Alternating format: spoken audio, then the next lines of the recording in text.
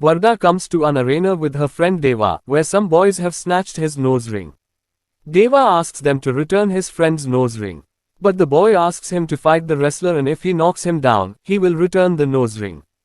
Deva electrocutes the wrestler and falls him down and wears the nose ring to his friend Vardha. According to the rules there, Deva has broken the rules, so some people have come to take his mother, but Vardha comes there and stops them. He belongs to a royal family, so he saves Deva's mother after giving the bracelet on his hand. That bracelet means he gives the entire territory to those people, and asks Deva and his mother to leave from there forever.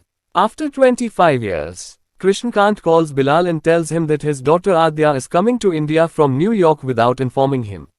Here in India, Radha Rama's people are keeping an eye on her arrival.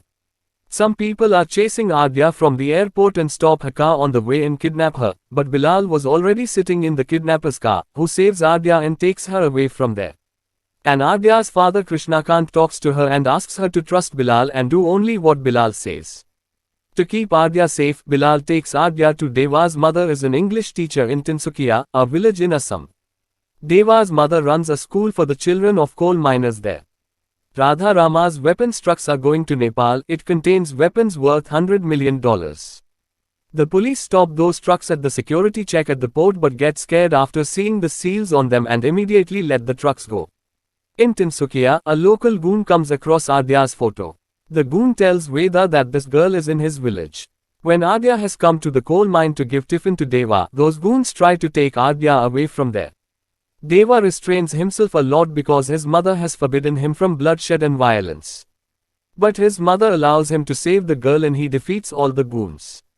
Veda tells his weapons trucks to go towards Assam. They turn towards Deva's village and take Adya. But Deva remains silent because of his mother. Eventually his mother allows him to save Bilal and Adya. And a fierce fight takes place between those goons and Deva. Deva kills many people with the machine gun. He beats many people and some run away in fear after seeing the tattoo on Deva's hand. Vardha's uncle tells him that Asil has been stopped. This is the first time anyone has done so. Vardha knows that no one can do this work except Deva.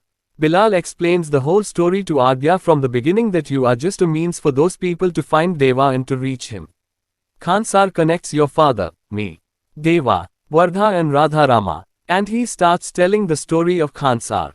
Thousands of years ago, in a place named Khaansar, amidst forests and mountains, there used to be 3 clans, Mannar clan, Shoryang clan and Ghaniyar clan. With time, all 3 tribes became powerful. They were so ferocious that even the British could never slay them.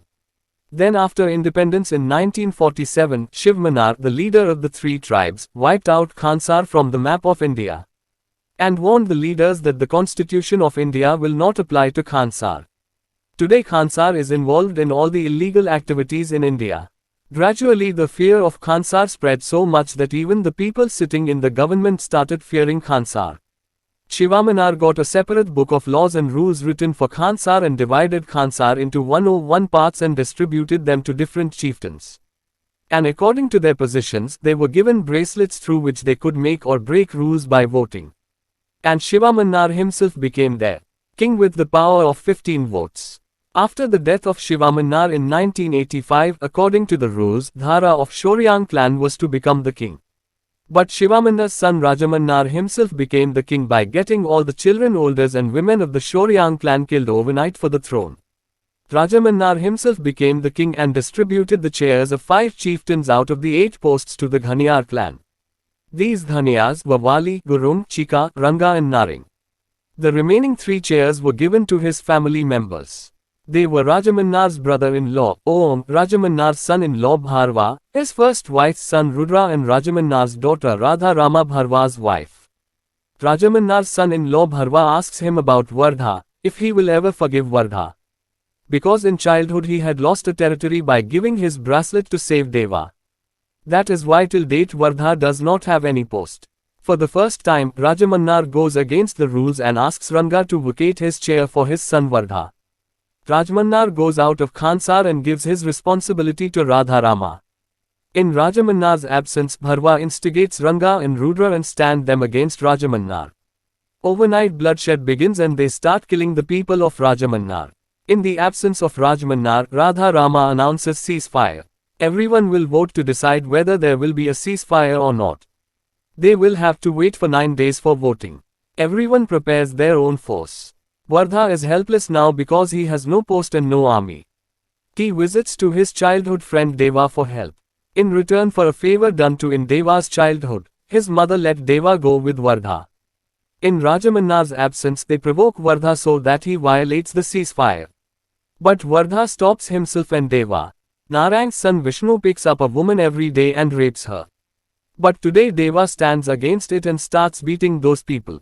Many of Vishnu's goons attack him. But he alone kills them all and finally Deva kills Vishnu also. Vardha and Deva are brought to the meeting. Vishnu's father Narang considers Vardha instead of Deva as the reason for his son's death and wants to kill Vardha.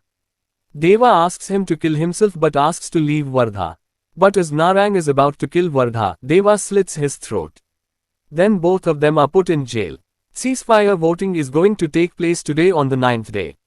Everyone put their bracelets in the scale for voting in favor and against lifting the ceasefire. Rajamannar also comes and keeps his bracelet but there is equal voting on both sides. But Vardha casts its vote in favor of lifting the ceasefire. Ceasefire is removed and the bloodshed will begin at 12 o'clock in the night.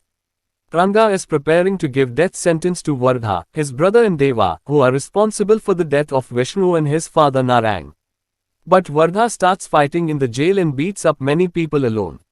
Here Deva is also coming cutting many people with swords. Vardha and Deva together cut hundreds of goons. They also kill Ranga. Rajmannar tells Radha Rama that I went out of Khaansar because a huge weapons deal was made with Khaansar, which was done by the people of Dhaniyar clan. And your husband Bharwa is also a Shoryang, who was waiting to avenge the death of 25-year-old Shoryang by creating division among all the chieftains. A dying Shoryang man tells Rajamannar that Deva is the son of the same Shoryang chieftain Dhara whom you killed 25 years ago. The rightful owner of the king's chair is Deva. To be continued in part 2.